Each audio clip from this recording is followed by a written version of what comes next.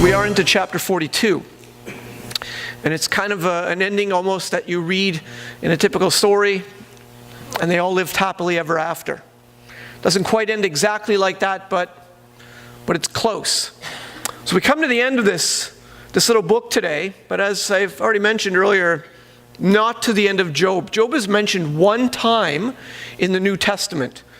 And now that we've been through the book, that little reference in the New Testament in James might make a lot more sense to us. It has a fuller meaning. So we're going to cap this off next week by looking into the book of James at the reference in the New Testament to the book of Job.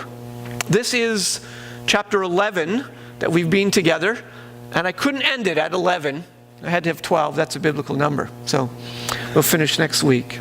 At any rate, if you haven't been with us, the book is about trying to answer and find the question of how do you deal with evil? How are we to understand it in light of the fact that God is all-powerful and doesn't seem to stop it? That he's loving, and yet he seems to allow it. How do you reconcile all this with the character of God and the facts of evil? The answer to this is called a theodicy. I've mentioned this word to you several times. Everyone has one, whether they know it or not, and we must have a biblical understanding in this regard. And that is where the book of Job truly helps us. You know that his friends had an opinion on how things worked and why there was evil. Job's friends declared that God rules the universe with justice and always punishes the wicked. And their drum that they beat for the first 35 chapters or so of Job, that give or take, is that Job is obviously wicked. And every time they speak, Job responds and declares his innocence. And he comes to a place where he realizes and begins to declare, I have no way to prove to you I'm innocent, but I know I am. And Job's complaint begins to shift, that God has actually failed to rule the universe fairly. That he is a case where God has actually made a mistake. Strong words. Job doesn't actually use those words in essence, but that's the subtlety of what he would actually be declaring. And it is certainly a position that the world takes, many people take in regards to evil, that God doesn't know what he's doing, that it's out of control, that it's beyond him, that he's not being fair. But in doing so, God has done what so many of us do. He has declared that he is actually, in essence, what he's saying is, I know better than God. I know how to rule things better than God. This has passed through my experience. I am analyzing this according to my standards. And the way I see this, that's not right. That's not fair. I don't like that. That's just human pride. And human pride always puts God in his place and puts ourselves on the throne where God belongs. This is the human condition. We all do this by nature. And Job reached a place where he believed, in essence, he didn't say these words, but this was his heart. God's wrong.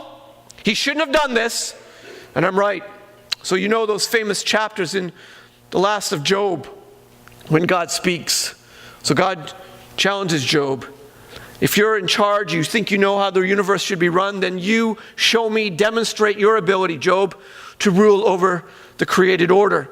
You know how he works through all the animals and creation. If you don't understand the inner workings of the created order, Job, how can you claim to understand why God would allow calamity? You don't even know how the universe works, and you're going to tell me that you know how evil should work? You talked to him last week. We looked at those two great animals, Behemoth and Leviathan. If you can't control or subdue these great creatures, Job, how can you expect to control the cosmic forces of wickedness in the world? God is the God of all forces. He even controls evil. So Job has been humbled. So how would you deal with wickedness? What is the answer to us? Where should our hearts go in the midst of our own calamity and pain?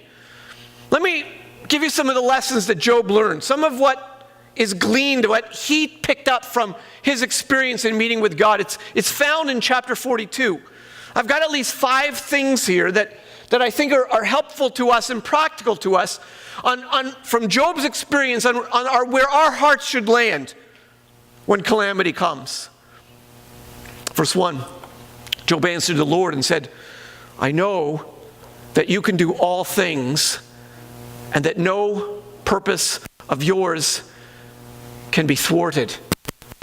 That's an interesting position, because this is not the position that Job had. A few chapters back, he was quite sure that God was wrong and he was right. He was quite certain that he was ready to point out to God his great error, and suddenly the tables have turned.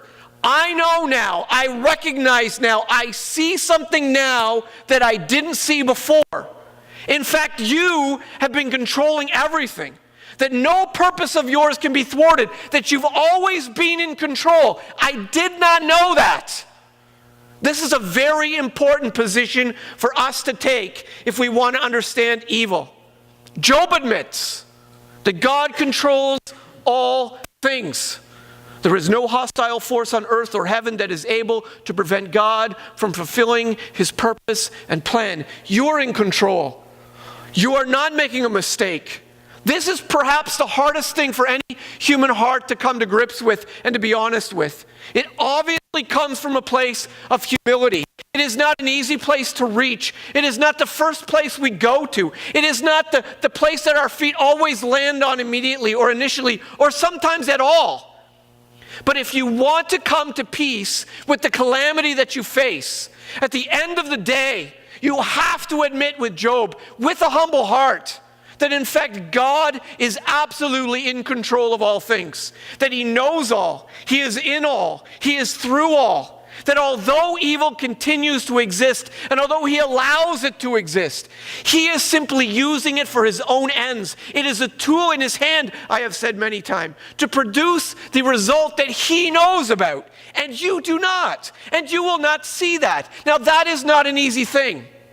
When you finally discover yourself dangling from your seatbelt, and the paramedics whisk you to the ambulance, only to discover that now they're waiting for the doctor to come for the amputation to take place. This is not the place your mind and heart goes.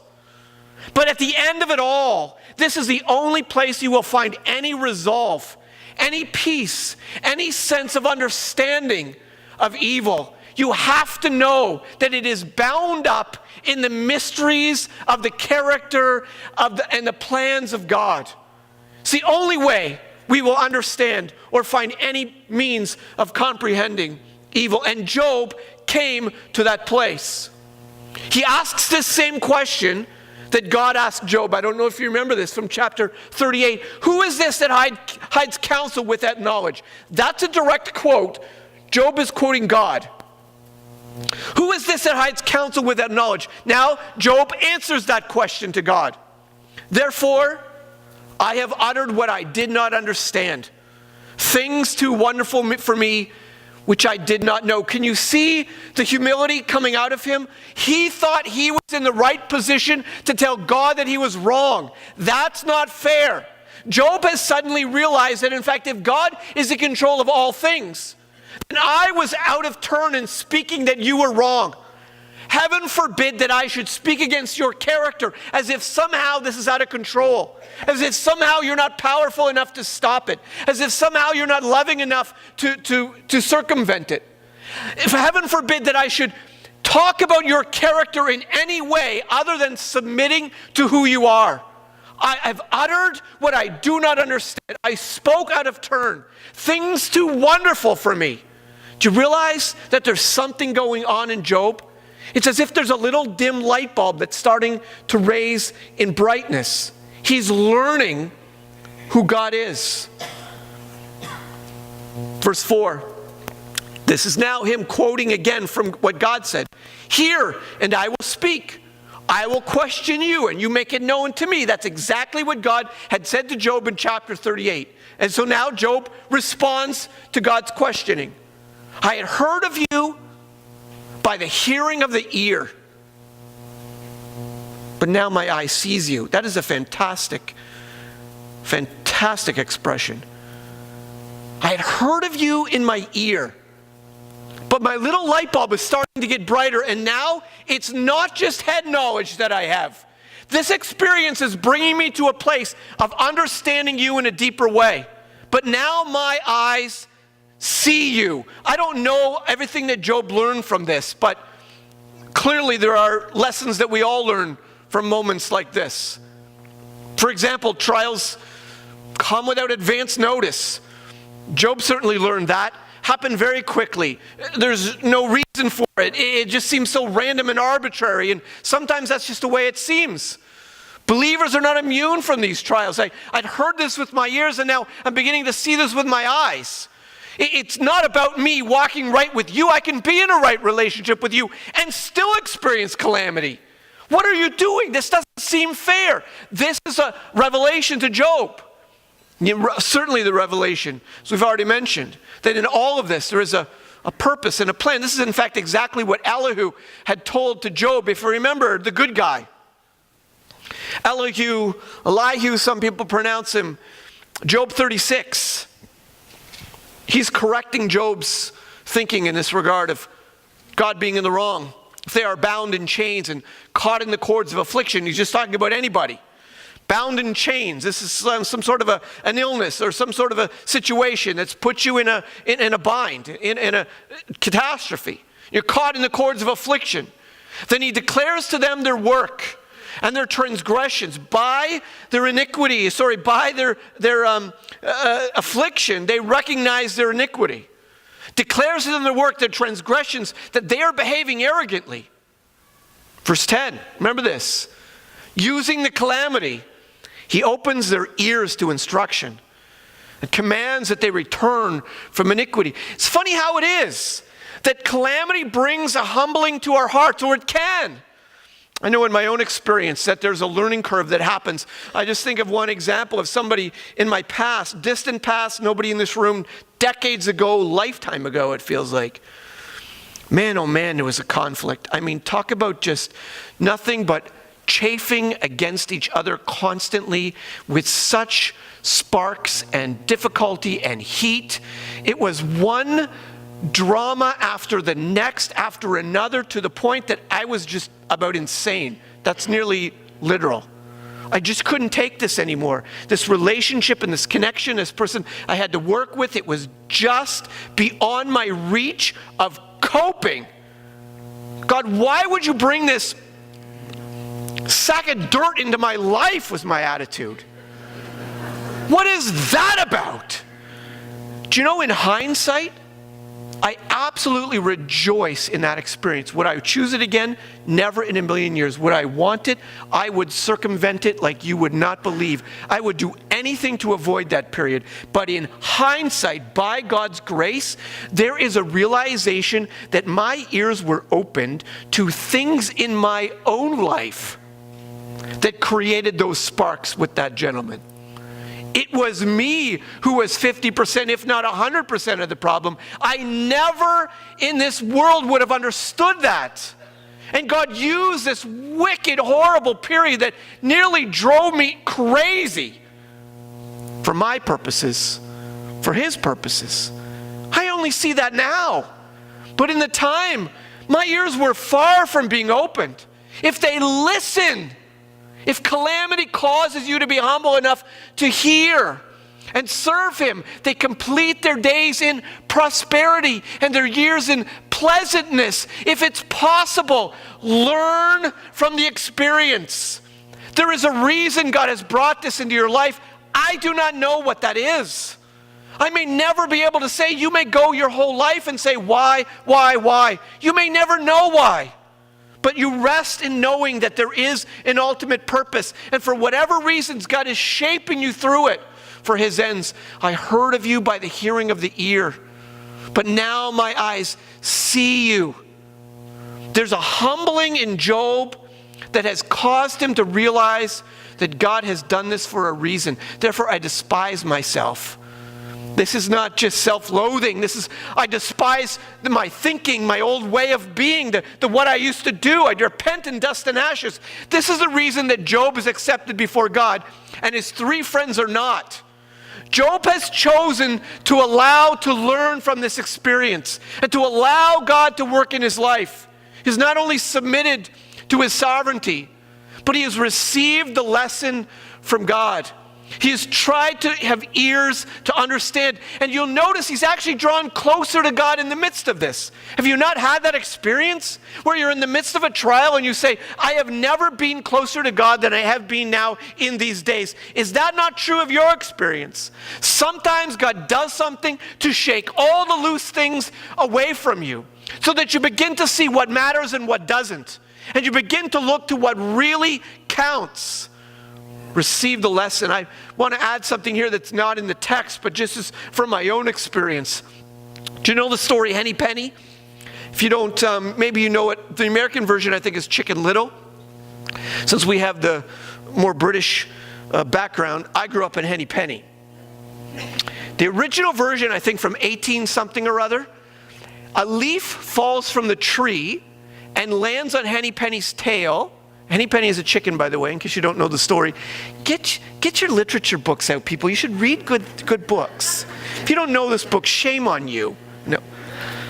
So a leaf falls from the tree and lands on Henny Penny's tail, and Henny Penny decides the sky is falling. And it's tragedy. Now, I love that. That's the original. The book I had as a child, it was an acorn that plonked him on the head. I don't know what you read. If you didn't read this book, clearly a deprived childhood. He runs off, Henny Penny runs off, finds all the animals and begins to tell them, what does he say over and over again? What's the repetition? The sky is falling.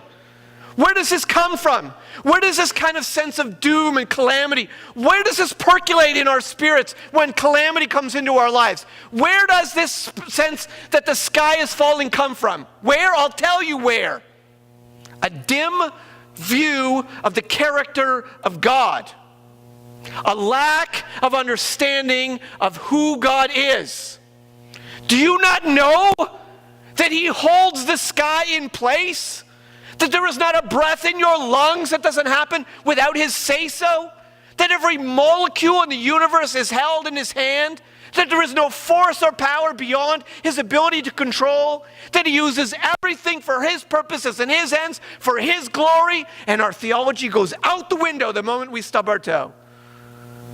The sky is falling. Listen, I just want to encourage us this morning, if there's anything that Job learned from this lesson, it is that the sky is never falling. It cannot fall.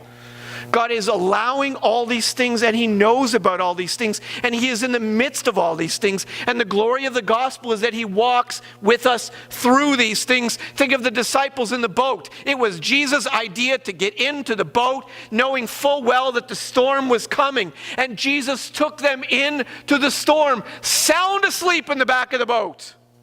Not a worry in the world. Do you know why? Because Jesus knew the sky never falls. Even in a storm, He just rested in His Father's love. The disciples, the sky is falling. Bail the boat. Wake up Jesus. How can you be sleeping when we're all going to die? What's the matter with you? That's exactly what we do. Why does God seem so passive when we think He should be active? The sky is never falling. And Job teaches us this. I think this is no more true for a man by the name of William Cowper. I don't know if you have heard of him. You may know of his poetry. He's written some hymns, some of which we still sing to this day. He was a contemporary of, let me just think of his name, John Newton. Is that his name? Yes, John Newton, who wrote Amazing Grace. He was in the church that John Newton pastored. Not that this matters to you. His first book that he wrote on hymns and poetry received accolades from Ben Franklin. So this gives you some measure of the era that we're talking about. Very well-known man. But what people don't know about this brilliant poet was that he was paralyzed for much of his life with a depression. He had a mental illness, for the language we would use today. He was probably bipolar. If it had been diagnosed, it might have saved a lot of heartache and headache in his life. He tried to commit suicide no less than 5 times in his life. One time by going down to the river. He threw himself into the river only to discover, relatively comically, that they had drained it to do some excavating, and there was only 1 foot of water in it. So he probably ended up in a hospital for a concussion. I don't know what happened after that, but throws himself into the river only to discover that's not going to work today. He bought poison. He tried to, I forget all the ways that he did this. He was just roller coaster of emotions. Absolutely up and down. Was he a believer? This man was soundly a believer. In fact, he came to faith in Christ and found that his solution to his suicidal thought tendencies and his battle with his depression was always to change his environment. He thought that that's what he traveled all over to try and circumvent, and found out that, in fact, this was not helping him at all, that he needed Christ in his life, and God became his anchor. It never cured his mental illnesses. He died almost insane, not quite. One time he spent 3 weeks staring out a window without saying a word. This man knew the character of God. And he wrote a hymn that we still sing today. I don't think we've sung it here, but it is still, these are some verses from this hymn that you probably already know. You know this first phrase for certain. William Cowper. God moves in a mysterious way his wonders to perform. He plants his footsteps in the sea and rides upon the storm. He's talking about the storm of his own life. This man knows and has been through more than many of us ever will. Deep in unfathomable minds of never failing skill, he treasures up his bright designs and works his sovereign will. What great poetry. Unfathomable minds of God's mind to put together all the pieces of the puzzle and work out what he's trying to accomplish. His purposes will ripen fast, unfolding every hour. The bud may have a bitter taste, but sweet will be the flower. Blind unbelief is sure to err and scan his work in vain. Why God? Why God? Why God? Blind unbelief is sure to err and scan his work in vain. God is his own interpreter, and he will make it plain. Great lesson for us. Verse 7. Job had spoken these words, after the Lord had spoken these words to Job. The Lord said to Eliphaz the Temanite, my anger burns against you and against your two friends. For you have not spoken to me of me what is right, as my servant Job has. Job spoke about what is right because he repented. He acknowledged that he was in the wrong. And here's the difference between the humble heart and the angry heart. They stayed in the wrong. And by the way, Eliphaz is probably addressed here because he's the oldest. I mentioned that. And you'll notice who's missing from this list. Elihu is not mentioned. This is one of the reasons why we conclude that Elihu is a quote-unquote good guy. So they have to respond. And this is the ironic twist. The irony of the thing. Take 7 bulls and 7 rams and go to my servant Job. Wait a second. Job has been their scapegoat this whole time, that Job, you are wrong, you are wicked, you are bad. This has happened to you because you're evil. Now I'm supposed to go to the righteous Job and have Job be my intercessor? Have Job be my priest? This reversed everything. This was more of a rebuke to them than anything. Therefore, take 7 bulls and 7 rams and go to my servant Job and offer up a burnt offering for yourselves, and my servant Job shall pray for you. For I will accept his prayer not to deal with you according to your folly. For you have not spoken to me what is right, as my servant Job has.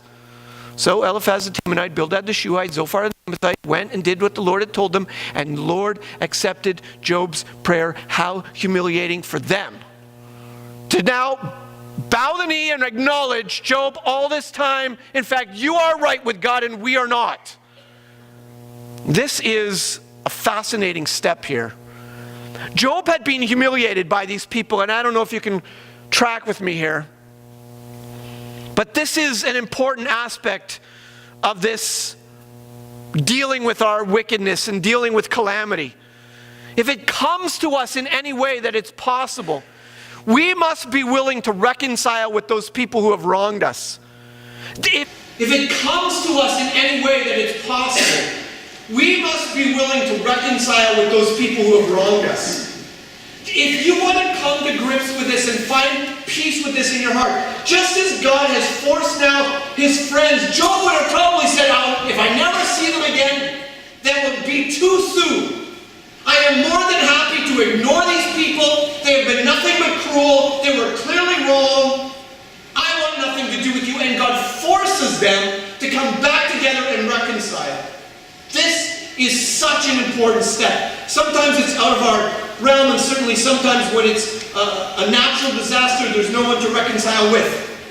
But if it's the case that somebody has caused calamity in your life, let me tell you, it's an important aspect of your own healing. Some of you might recognize this face. It's the character of Nellie Olson, played by the actress Alison Arngrim. From 1974 to 1981, the actress Alison Arngrim played Nellie Olson on the wildly popular show Little House on the Prairie. Nellie, as everyone of a certain age will remember, was a horrible child who tortured the sweet Laura Ingalls in every episode. Didn't you hate Nellie? Didn't you love hating Nellie? What a great character. Well, I don't know if you know this, but Alison Arngrim grew up. She became a grown-up and she actually wrote a book, and she wrote about several of the things that happened because she had to live the life of this character and constantly being caught out in public for being such a bully.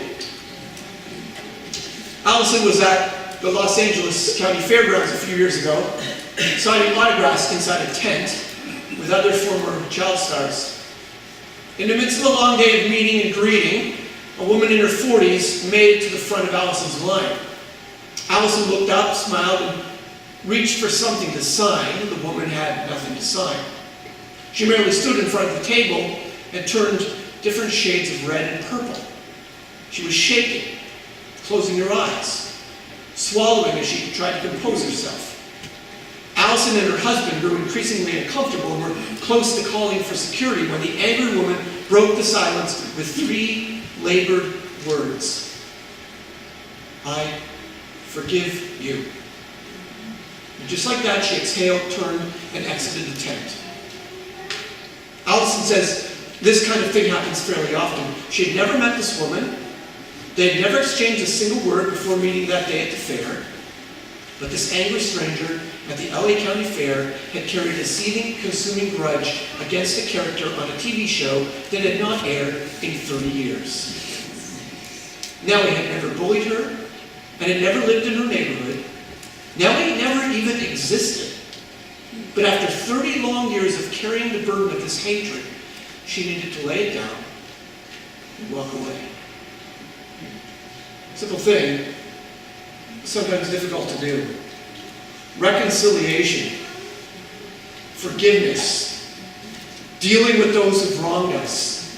If you want to come to terms with the calamity of your own life, sometimes you have to face those who have brought that calamity to you. Do this by God's grace and His timing, and I'm not suggesting that's simple all the time, and I'm not saying that's even possible all the time. But as the Lord leads and as He works in your heart, if this is what needs to do, this is the very principle that Job discovered.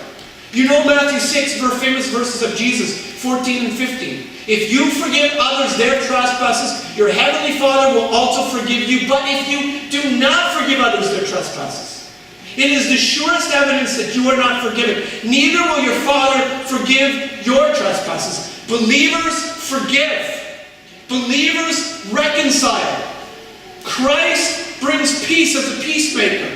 If you don't know this kind of bridge making to others who have wronged you, you are missing a step in dealing with the very calamity of your life, and you are seething in your own bitterness and wallowing in your own self-pity and believing somehow that God was wrong and that this person was wrong and standing in your pride and saying that everything should have happened to you. Take the low road. Reconcile. The Lord restored the fortunes of Job when he had prayed for his friends, and the Lord gave Job twice as much as he had before.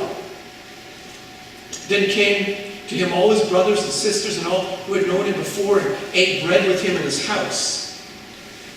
And they showed him sympathy and comforted him for all the evil that the Lord had brought on him. And each of them gave him a piece of money and a ring of gold. Interesting. We just see a little vignette here of something that happened. In some ways anticlimactic. Job just had a nice time with his family, but you see what's going on. That Job begins to be blessed. And in fact, verse 12 and 13 gives us the framework of that. The Lord blessed the latter days of Job more than his beginning. He had 14,000 sheep, 6,000 camels, 1,000 yoke of oxen, 1,000 female donkeys. He also had 7 sons and 3 daughters. I don't know if you remember how this book begins. Some of you are not so good at math, so I'll help you in a minute. They were born to him. This is the first chapter, 2nd verse. There were born to him 7 sons and 3 daughters. He possessed 7,000 sheep, 3,000 camels, 500 yoke of oxen, and 500 female donkeys. So that's the beginning of the book. Job begins with that list and ends with a second list, which is exactly doubled. Well, now this is a big surprise to somebody who is, through the whole entire book of Job, told, in fact, that everything that he's done is wrong, that he's a wicked man and he deserves nothing from God. And God now, in his mercy, vindicates Job. I don't know if you recognize that something hasn't changed. Chapter 1 says there were born to him 7 sons and 3 daughters. Chapter 42 says there were 7 sons and 3 daughters. Wouldn't that make sense if everything was doubled in chapter 42? Should say 14 sons and 6 daughters. That's probably more of a punishment than a blessing. Perhaps.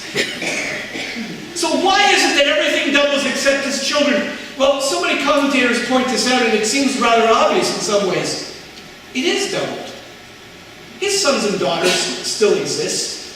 They're in the realm of God's blessing and God's love, and in Sheol in the Old Testament, to use an Old Testament word, to use our New Testament phrase, they're in heaven. They have been doubled.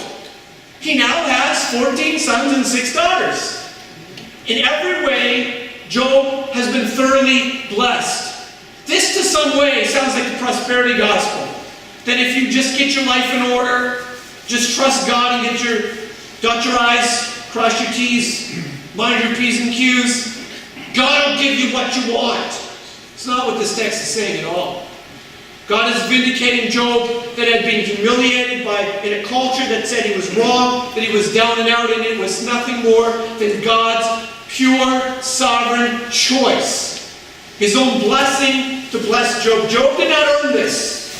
This was not a reward for sticking to it. This was not a reward for hanging in there. God did not owe this to him. God's blessing is never a reward for being faithful. It is always a gracious gift from the hand of a sovereign God. We have this little glimpse here. This is almost an odd little text.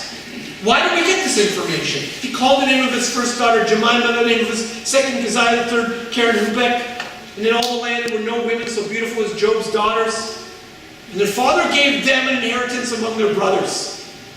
That's an interesting, verse 15, this is unheard of, not the beauty part, that might be unheard of, but the fact that they also receive an inheritance with the brothers, that's not normal. This is a little vignette of how close-knit this family. Remember the beginning of how the total picturesque, beautiful little family where everybody gets along together and everybody loves each other and everybody goes to each other's birthday parties and everybody's in each other's life. That's the picture at the beginning of Job.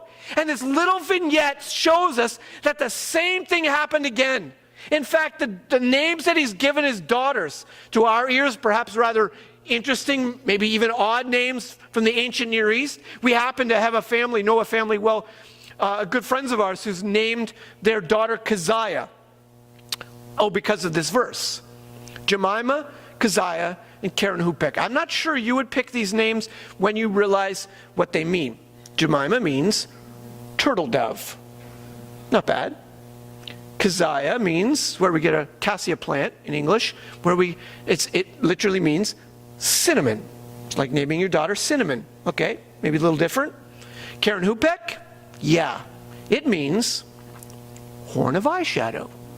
Pardon me? So, it means container holding eyeshadow. I'm just telling you what it means. They would have used the horn of a goat or a sheep or something, and they would have put their eye paint in there, and it's like naming your child Maybelline, I think, is what's going on here. It's kind of different. But you see, we get this little picture of this family with these names. One is a name, turtle dove is almost a name of preciousness, something endearing. Cinnamon, something of value and something of life, and something of beauty. Horn of eyeshadow, a strange name to our ears, but something to recognize that these are terms of endearment, maybe not what you would use, but you get this little picture of this close-knit, wonderful little family that he even gives his daughters an inheritance. Why are we shown this? Because this is the beauty of trials. You do not know what the future holds. You have no idea, and in the moment you think the whole world is coming to an end. But God may withdraw his favor for a season, but his love lasts a lifetime, as the expression goes. So what is the lessons from Job? Submit to the sovereignty of God. Receive the lesson that God has for us in the midst of it. The sky is never falling. God always has his hand on all things. Forgive. Be willing to reconcile. Do what you can to make things right with others. Know that somehow God has used this and you have no right to stand in a prideful position. And trust the future to God. You do not know in the midst of your pain what the future will hold. You do not know what's going to come out of this calamity. You do not know what's going to be shaped because of it. Do not assume that you understand it all and that you need to understand it all. Trust it to God. Job's future was the last thing on his radar. He had taken himself out to the ash heap, believing that he was going to die. And everybody around him believed he was going to die. Little did they know, it would be happily ever after. Last verse of chapter 42. After this, Job lived for 140 years. This is one of the reasons that we date this book to the early Testament, to the early patriarchal period. Abraham, perhaps even before the flood. The years, lifespans and things that you know from reading the Bible. Lifespans dramatically changed after the flood, and began to dwindle down to King David, who would say we lived to be about 70 years, and it's been that way practically ever since. But prior to that, lifespans were very different. So this is one of the reasons why we think this is one of the oldest books in the Bible. Predates perhaps even the beginning chapters, or the book of Genesis. Somewhere in the front part of Genesis is where these events took place. Having said that, we don't know for certain, but this is one of the clues. That's an aside. After this, Job lived for 140 years, saw his sons and his sons' sons, 4 generations. What is underlined here? God continued to bless Job because he didn't know the future. And Job died an old man and full of days. That is the goodness of God from a man who suffered like none of us have known, because God is always in control and he knows the future.